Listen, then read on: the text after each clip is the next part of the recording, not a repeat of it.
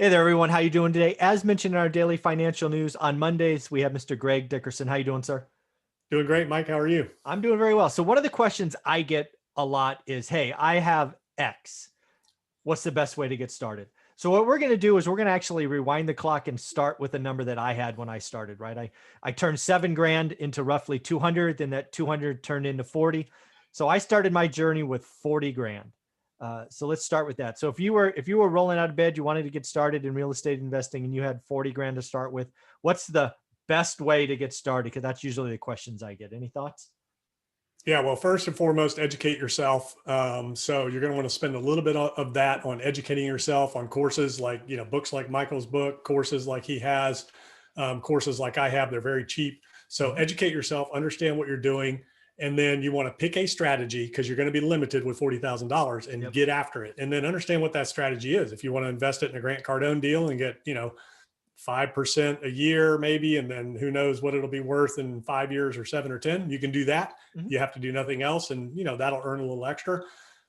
You can do it the way I did it, which was I would use it to flip. Whether it was flipping land, whether it was flipping houses or spec houses, and I grew that nest egg and continued to grow and grow. So the more I made, I'd put it into the next deal. I'd do two deals, things like that. I remember I told a story one time where I had a guy I was doing a remodeling project for. I don't know, the project might have been a total of $200,000, and he paid me, you know, $30,000 or $40,000 initial deposit. And then he called me up and he said, "Hey," he said, "how about if I give you the balance of what's due now minus 10% versus paying you the whole amount over the next 6 months that would have taken to do the project?" So Mhm. let's say it was a $200,000 project. He gave me 30. There was 170 left to bill. He said, "I'll give you 150 cash now, and instead of 200,000 when you're done." And I was like, and this was at a time when the market was booming, things were going great. And I was like, "I'll take that deal."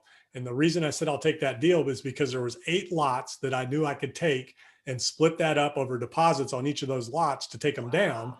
Then I turned around and flipped those to other investors, and then I built them houses. So that little investment there ended up making a couple $1 million in a year. Oh, darn. Just a couple mil? That's Yeah. terrible. Yeah. All in one neighborhood on one street. That is amazing. That is amazing. Yeah, it was like the last, I don't know, there was only 30 or 40 lots left in this community, Oceanside community. And I went and tied up, 8 or 10 of the lots. I can't remember now how many it was. And, ended up flipping all those to my investors. I probably made 25, 30,000 on each of the lots when I flipped them. Then I made $100,000 on each of the houses I built. And I built like 8 or 10 houses. So yeah, it ended up, turning into a pretty good little ROI on that 150. Yeah, So, you'll easily give up 15 grand for the opportunity to make $1 million. and I would do and see, that. that's so for me, like a lot of people like, well, how come you don't hold property? I'm like, well, I do while I'm building it, getting it done. If it's a rental property or commercial lease, I'll get it leased up and then sell it. But for me, it's velocity of cash flow. So my whole Mm, thing's always been redeploy, redeploy, redeploy, right. not leave it locked in. Yeah, you can refinance and all that stuff, but you can't pull it all out. And then you still have the potential ongoing liabilities of capital expenditures that Mhm. may or may not have to be met, things like that. So for me, it was always about growing, compounding, think of the snowball going down the Mhm. mountain. That's always been my philosophy. So that's what I would do. That's what I did. I'd do it all over again. I'd be a little faster, a little smarter about it this time because I didn't know what I didn't know back then. Sure. But I would use that and educate myself. And then I would use it to, get into some deals and then compound it and keep growing it. Yeah, I'm curious. I wasn't going to go here before, but I love this example. So let's say the tax environment changes where suddenly you're paying, if you're in California, 53% of profit, because that's where you're going to be, right? You would be in that category. You would pay more than half of the gains in taxes. Would that Mhm. cause you to slow down or maybe hold some? Well, I mean, would that change your philosophy at all, or do you just go, taxes are part of the business? Yeah, it is what it is. As I went Okay. along, it was ordinary income. So Yeah. you just factor that into the cost of doing business, and everybody will. So if 1031 exchanges go away, then people are just going to reduce their transactional volume because there won't be any reason to do a tax exchange if you can't Yep. take advantage of it. So, that will affect, volume of transactions and type of transactions. But ultimately, as taxes go up, prices will come down. So that's a deflationary measure in and of itself, and you just factor in the cost of doing business. The analogy I always use is if you told Jeff Bezos that he was going to have to pay twice the tax that he does now, 10 years from now, and he's got $1 trillion company, you think he'd still keep going? Yeah, no, you're right. Fair enough. I was just curious.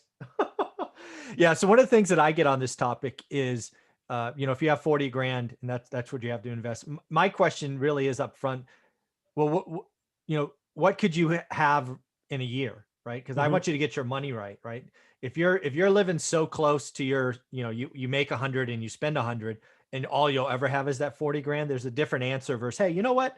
I got 40 grand now, but I'm going to, I have a disposable income of 10K a year. So that's going to keep going. That's one of the things I like to find out early in those conversations.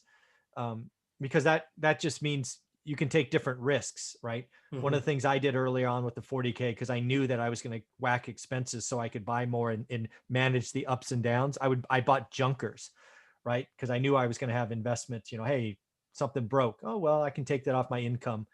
But if you only ever had 40 grand and that's all you're ever going to have, it's a very different, because you have to have your emergency. You want to arbitrage. You want to get in and get out. If that's all you've got and you have, you're spending 100% of your income, you have zero disposable income and all you have is 40 to invest. You want to get in and get out, but you got to be smart. You got to make sure that you know what you're doing and you have margin. And really what I would challenge people again to do is don't even use it. You keep that as a cushion, educate yourself and learn how to not have to use it. Because if you know what you're doing, you don't need money. There's investors out there that will invest in you. There's groups out there that are nothing but private lending groups that are looking for qualified, smart, educated people to invest in and invest with. So really what I would recommend, and see, this is what I didn't know back when I started out. I thought I had to use all my own money and I had to sign on all the bank loans and I was limited what I could borrow and the money I had because I just didn't know any better. Nowadays, again, if you educate yourself, you get the right information, there's plenty of people looking to lend money and get involved in deals. So you don't need to use your money. You can keep that as a cushion, use it to educate yourself, not all of it, but some of it to educate yourself and get out there and, find private lenders and let them bank you, but you got to know what you're doing. Yeah. If you only ever have 40K, a couple of things. I love that idea. Go learn. There are ways to partner, learn the market, become that knowledge expert in what you're doing so you can attract money. And also, if that's ever you're going to have, don't ever go all in. Don't ever deplete your bank account because real estate has a nasty habit of kind of surprising you with emergency costs that if you get caught with nothing, you could lose it all. Exactly. Yeah. Very cool. Well, great. This has been a lot of fun. I appreciate your time. How can people follow you, get a part of your universe? Yep. GregDickerson.com. That's where all of my social media information is. I have a YouTube channel, put out videos every day, podcast, all that good stuff. So go to GregDickerson.com. Yeah. Do yourself a favor, folks. Go to GregDickerson.com. Check them out. And there's a playlist below with lots and lots, probably 100 hours of material, him and I talking for over a year now, man. So appreciate it. Thank you, buddy. Sounds good.